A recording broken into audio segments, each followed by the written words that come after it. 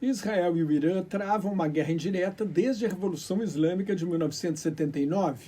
No tempo do Shah, eram aliados.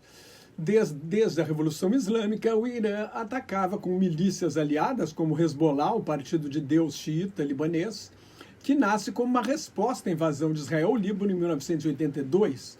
Israel já matou em atentados pelo menos 7 cientistas nucleares iranianos, porque vê hoje uma bomba atômica iraniana como a maior ameaça existencial ao país. Agora, pela primeira vez, o Irã atacou diretamente Israel a partir do seu território, com o risco de iniciar uma guerra aberta. Cerca de 350 drones e mísseis iranianos foram disparados contra o território israelense no sábado e também do Líbano, da Síria, do Iraque e do Iêmen por milícias aliadas ao regime teocrático de Teherã. Israel afirma que 99% dos foguetes foram interceptados. Foi a resposta do Irã ao bombardeio israelense ao consulado iraniano em Damasco, a capital da Síria, em 1º de abril, quando 16 pessoas morreram. Entre elas, havia 7 membros da Guarda Revolucionária Iraniana, o braço armado da ditadura dos ayatolás. 4 eram generais. O mais importante era Mohammad Reza Zahedi, comandante da Força Quds, o braço da Guarda Revolucionária Iraniana para ações no exterior. Desde então, desde 1º de abril, se esperava um contra-ataque iraniano que poderia vir através das milícias e de ataques terroristas. A opção do Irã por um contra-ataque direto a Israel, alegando que o bombardeio ao consulado, parte do complexo de sua embaixada em Damasco, foi um ato, uma agressão a um território iraniano. O ataque, então, teria de partir do próprio Irã e não de uma milícia aliada. Seria um sinal de fraqueza se não partisse do próprio Irã, mas foi calibrado para parecer uma resposta à altura do bombardeio ao consulado, sem provocar um novo ataque de Israel e uma escalada no conflito. Como não há notícias graves sobre mortos e feridos, Israel só mencionou uma criança ferida gravemente no deserto de Negev. Foi uma ação mais simbólica de propaganda para dizer que o Irã reagiu sem deflagrar uma guerra total que ameaçaria o regime fundamentalista iraniano extremamente popular dentro do Irã. Sábado à noite, pelo horário de Brasília, a missão do Irã nas Nações Unidas anunciou o fim do contra-ataque com uma advertência.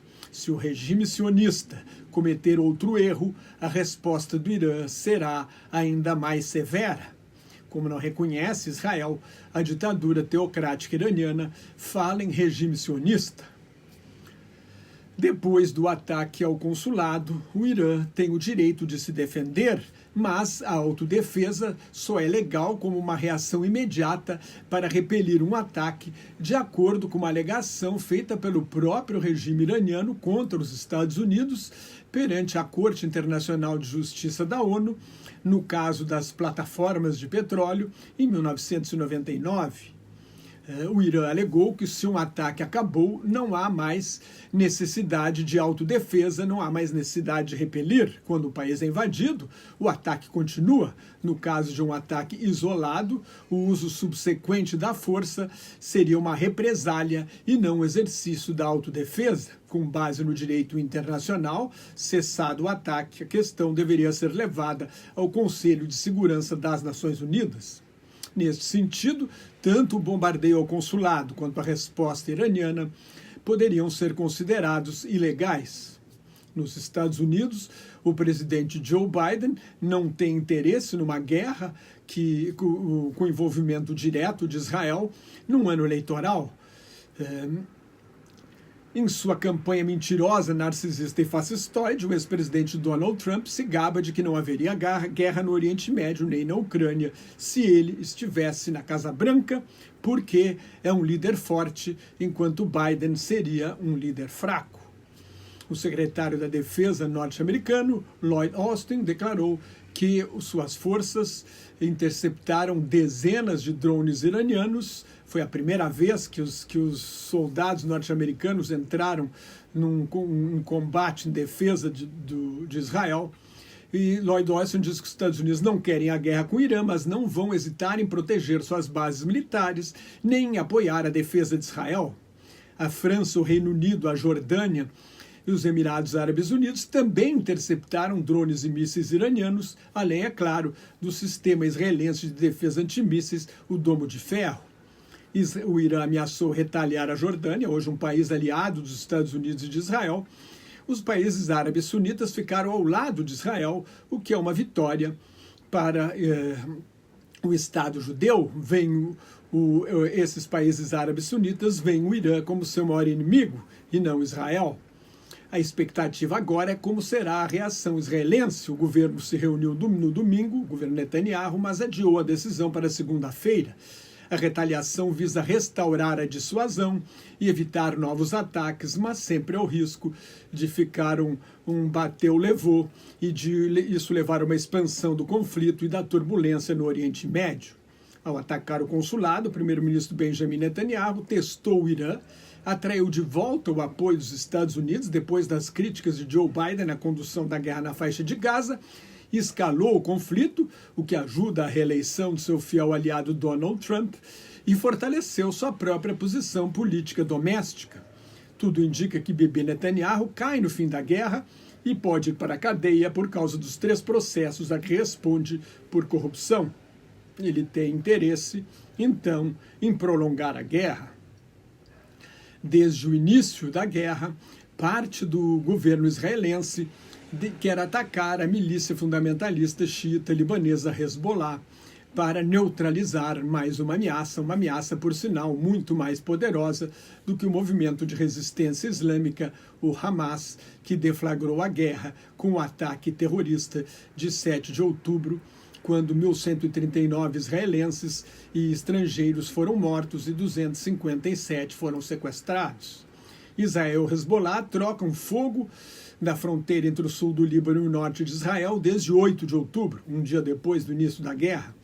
No início da guerra, o ministro da Defesa de Israel, Yoav Gallant, queria atacar o Hezbollah simultaneamente com a guerra em Gaza. Netanyahu vetou esta hipótese para se concentrar na destruição da máquina política e militar do Hamas em Gaza. Por sua vez, no início do conflito, o Hamas apelou a todos os grupos armados anti-israelenses no Oriente Médio a entrar na guerra. Se quiser eliminar todas as ameaças, como defende a linha dura, Israel precisa ir atrás do Hamas, do Hezbollah e do Irã. O Hezbollah tem 4 a 5 vezes mais homens em armas do que o Hamas e mísseis que recebeu do Irã. Já o Irã é um país, tem 3 vezes mais soldados que Israel, tem exército, tem marinha, tem força aérea e um programa nuclear avançado que estaria perto de fabricar a bomba atômica. Num ataque para neutralizar a ameaça iraniana do ponto de vista militar, Israel teria de bombardear as instalações nucleares do Irã, que considera hoje, como eu falei no início, a maior ameaça à sua existência. Nesse caso, haveria uma guerra total, com impacto devastador sobre a economia mundial.